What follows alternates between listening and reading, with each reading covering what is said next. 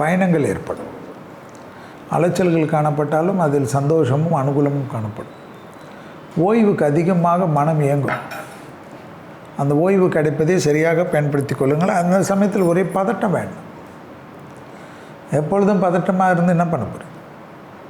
நிறைய உழைக்கிறீங்கள்ல, கொஞ்சம் ஓய்வு கிடைக்கக்கூடிய கொஞ்சம் தெய்வ மார்க்கம், தொலைதூர பயணங்கள், வெளிநாட்டு பயணங்கள், கடல் கடந்த அனுகூலங்கள், நண்பர்களை சந்திப்பது, உறவினர்களை சந்திப்பது என்றெல்லாம் சந்தோஷமாக இருக்கும்.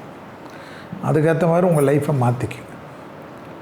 பேரானந்தமும் அனுகூலமும் நிச்சயமாக ஏற்படும். மனதில் ஒரு தெளிவு ஏற்படும். தொலை தூரத்திலிருந்து நல்ல செய்திகள் வரும். இழுபறியாக இருந்த நிலைமைகள் மாறும். வியாபாரத்தில் அனுகூலம் காணப்படும். குடும்பத்தில் அந்நியர் தலையீடு, பிறர் குடும்ப விஷயத்தில் உங்களுடைய தலையீடு வேண்டாம். ப்ரமோஷன் கிடைக்கும். தொழில் தொலை தூரத்திலிருந்து நல்ல செய்திகள் கிடைக்கும். இழுபறியாக இருந்த நிலைமைகள் படிப்படியாக மாறும். உத்தியோகத்தில் அதீத ஏற்றம் கிடைக்கும்.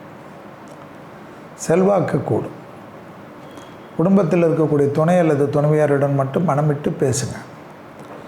வெளியிடத்தில் ரொம்ப பிஸியாக இருக்கேன்னா அவங்க நல்ல நேரம், கல்யாண நாள், பர்த்டே, அவங்களுக்கு வேலை கிடச்சிது, அவங்களுக்கு ஏதாவது ஒரு நல்ல நினைவெல்லாம் இருக்கிறதெல்லாம் மறந்துடாதீங்க. சும்மா மற்றவங்க விஷயத்தெல்லாம் இழுத்து வச்சுக்கோ. அந்த மேஷம் உங்களுக்காகவே இருக்கிறவங்கள பற்றி மறந்துடும். மறந்துட்டு பேன்னு திருட்டுத்தனம் பண்ணு. அதை கொஞ்சம் மாற்றிக்க. உங்களுக்காக இருக்காங்கல்ல.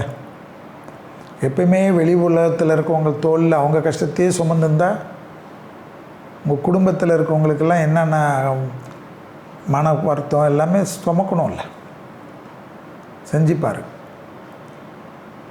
அப்பா அம்மாவுடன் இருந்த பாதிப்புகள் படிப்படியாக நிவர்த்தி ஏற்படும். தொழில் சம்பந்தப்பட்ட தடைகள் நிவர்த்தி ஏற்படும். கூட்டாளிகளுக்கும் உங்களுக்கு இருந்த பிரச்சனைகள் தீரும். கண்டிப்பாக முதுகு வலி, பாத வலியில் சிறிது கவனமாக பார்த்துக்கொள்வதும், உடற்பயிற்சியை மறக்காமல் பார்த்துக்கொள்வதும் கண்டிப்பாக உங்களுக்கு எல்லா விதத்திலும் அனுகூலம் கிடைப்பதற்கு பைரவர் வழிபாடு பெரிய நம்பிக்கையை தரும்.